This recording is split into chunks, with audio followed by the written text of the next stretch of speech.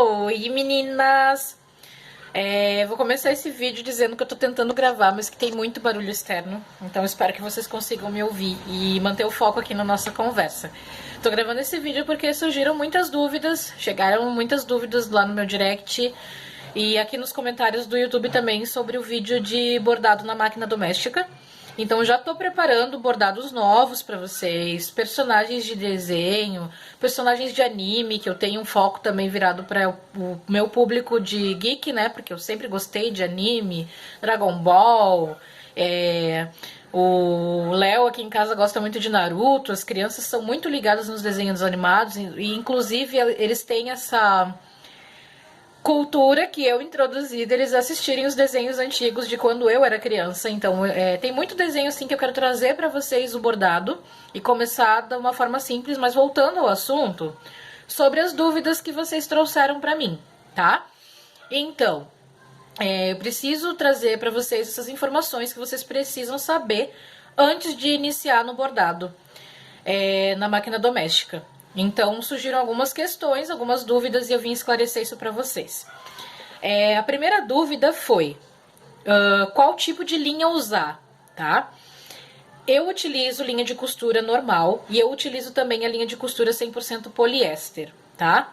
Vocês podem utilizar a linha 100% poliéster, tanto a de costura quanto a de bordado, que ela é própria para bordado, tá? Eu utilizo também a linha de nylon, deixa eu ver se eu tenho uma aqui, que é aquele cone aqui, ó. Para bordado, vocês podem usar na máquina doméstica essa linha aqui também, tá? Só que o que acontece? A gente precisa usar aqui na parte de cima da máquina, aqui, a linha de bordado, ou essa linha aqui. E na parte da bobina, lá embaixo, tem que ser a linha de costura normal, porque a bobina, ela não vai suportar a linha de baixo, que é de cima, que é muito grossa, puxando outra linha grossa. Então, a máquina de vocês vai judiar bastante, também não vai embolar a linha. Então, vocês podem fazer dessa forma, linha de bordado ou linha sintética, assim, que não é de algodão, ela é de nylon, essa aqui, na parte de cima da máquina, linha de costura normal, 100% poliéster na parte de baixo, certo? A segunda dúvida, eu anotei ali, tô com uma colinha, como preparar o tecido para bordar? Vocês viram no vídeo que eu postei lá, e eu compartilhei isso lá no Facebook com vocês, que eu utilizo TNT embaixo. Então, eu uso esse TNT aqui, ó. É o TNT gramatura 120. Eu compro o meu TNT na Personal Art, porque aqui na minha cidade só tem aquele fininho que é para mesa de festa. E não estabiliza o tecido. Vocês podem usar aqui. Eu só coloco isso aqui e alfineto na volta. Vocês podem usar papel, tá? Porque daí o tecido ele fica bem estabilizado pra gente poder mexer, movimentar, mas sempre alfinetando. Vocês podem usar bastidor. Vocês podem usar cola spray no tecido, entre o tecido e o TNT, tá? Isso vai dar uma firmeza no tecido para o bordado ele ficar bem certinho no desenho de vocês, tá? Terceira dúvida, qual o tamanho ideal do ponto para iniciar? Então, eu uso muito ponto zigue-zague, mas depende muito do desenho, do bordado, do que eu quero fazer. Então, vocês podem usar tanto o ponto zigue-zague quanto o ponto reto, em qualquer tamanho, o tamanho que vocês escolherem.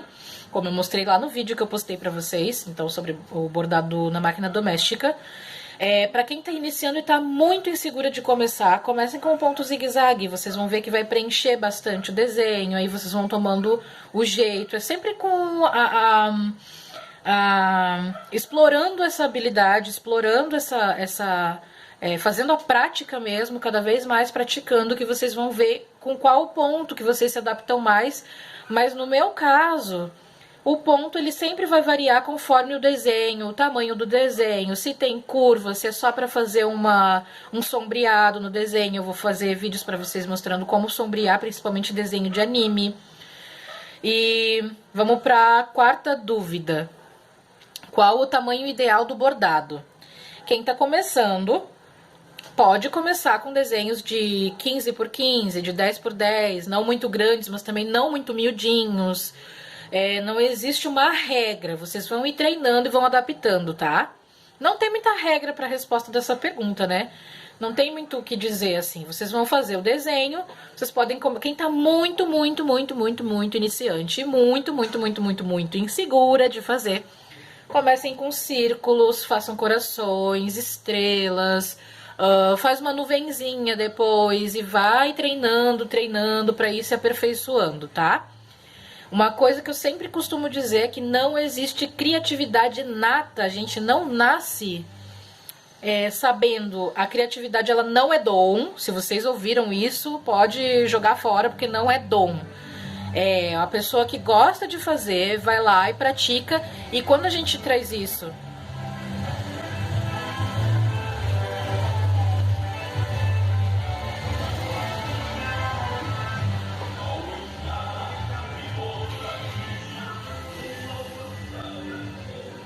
Então, gente, voltando, quando a gente traz isso lá da nossa infância, de que eu não sei fazer ou eu não posso fazer, não é pra mim, não é o meu ramo, eu não nasci com esse dom. Isso é bobagem. A criatividade nada mais é do que a gente ter tido lá na infância uma estimulação. A gente foi estimulado a fazer. Alguém elogiou e aí tu teve vontade de fazer mais.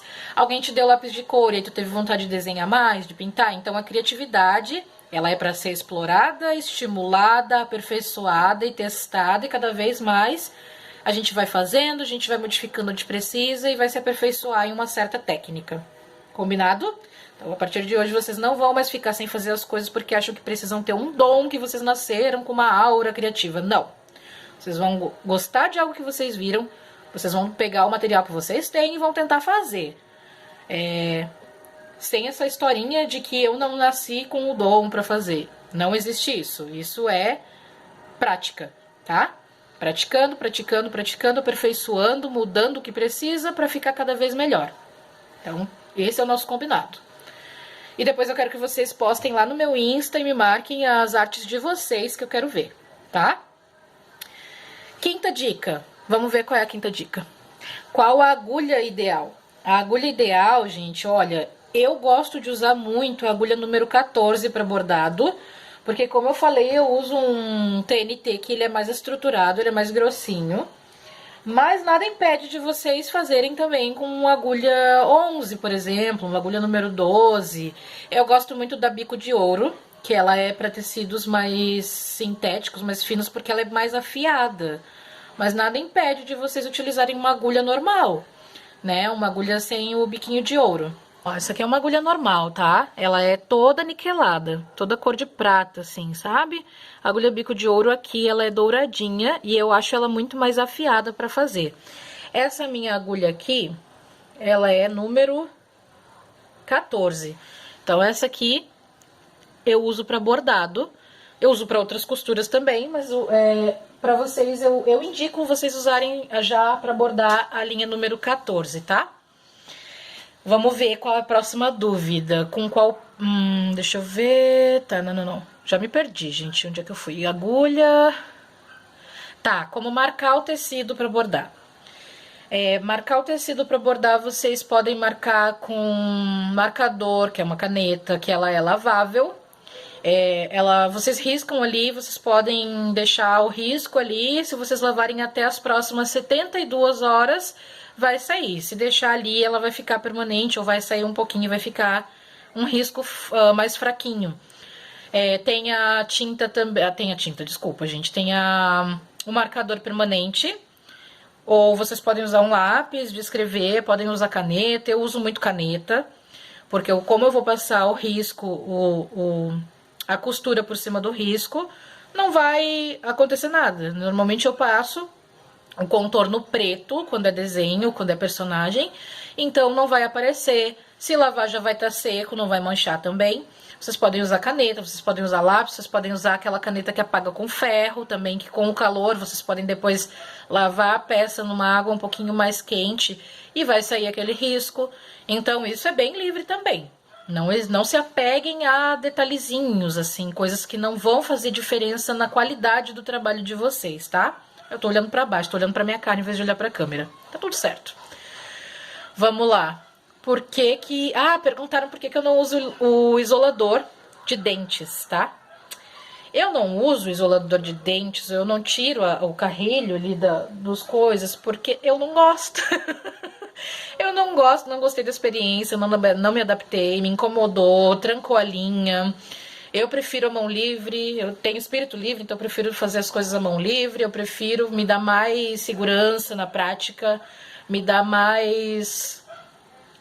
fico mais ágil com as minhas mãos sem usar. O isolador de dentes, pra quem não sabe, é isso aqui, ó. Ele isola a função dos dentinhos de ficar mexendo o tecido. Deixa eu chegar a câmera aqui pertinho pra mostrar pra vocês do que eu tô falando. Olha aqui, gente. O isolador de dentes, ele vai inibir essa função aqui, ó, dos dentinhos ficarem movimentando o tecido. Só que quando eu tiro o meu pezinho, o meu calcador da máquina, isso já não me atrapalha mais os dentinhos ficarem mexendo ali embaixo. Mas me atrapalha muito eu colocar isso aqui, ó, que é o isolador. Porque quando eu coloco aqui, eu puxo a linha tranca ali na haste dele, me incomoda. O tecido, ele não fica reto aqui na máquina, ó. Ele é altinho, ele deve ter cerca de meio milímetro, de meio centímetro, mas me atrapalha bastante, então eu opto por não usar. Mas vocês podem usar, fiquem bem à vontade para vocês testarem, ver com o que vocês se adaptam. E aqui, tirando a minha tem que fazer uma limpeza nela, mas tirando as hastes de metal aqui da frente, vocês têm esses parafusinhos aqui também. E quem quiser pode tirar o dentinho direto, também vai facilitar o trabalho. Eu deixo aqui porque não tem me atrapalhado, tenho feito meus trabalhos de forma bem tranquila, com os dentinhos aqui. Eles não... Se eles ficarem aqui, eles não vão movimentar o meu tecido, porque só movimenta o tecido quando o calcador também tá aqui. Porque isso pressiona o tecido a ficar paradinho ali no lugar e aí os dentinhos vão movimentar realmente o tecido de vocês. Mas retirando o pezinho, já não movimenta mais e eu tenho absoluto controle sobre o meu tecido, tá? Vamos voltar aqui. Vamos lá. Mais dúvidas. A dúvida foi, em qual velocidade eu devo começar a bordar? Em qual velocidade eu devo começar a bordar? Não tem regra, gente. Vocês vão ter que ir fazendo, testando para ver, porque vocês vão ter que manter em equilíbrio e harmonia, tanto as mãos de vocês quanto o pé mexendo no pedal da máquina. Então, não existe uma regra. Vocês simplesmente vão prestar atenção se vocês conseguem acompanhar, né? Se a mente vai conseguir acompanhar o corpo e a máquina. Se vocês vão conseguir manter harmonizado o movimento das mãos e do pé lá no pedal. Então, não existe uma regra, tá? E outra coisa que eu quero deixar pra vocês, a última eu já disse aqui, vou repetir de novo, tá? Praticar sempre. Praticar e praticar e praticar e praticar. Não existe outra maneira de vocês se aprimorarem, de vocês conseguirem fazer, executar uma técnica nova, ou ficarem assim, ó, na linha da perfeição naquilo que vocês querem aprender a fazer, se não for praticando, a não ser que vocês consigam bordar por telepatia. A não ser que vocês usem aí da telepatia para conseguir executar as coisas sem fazer uma prática, tá?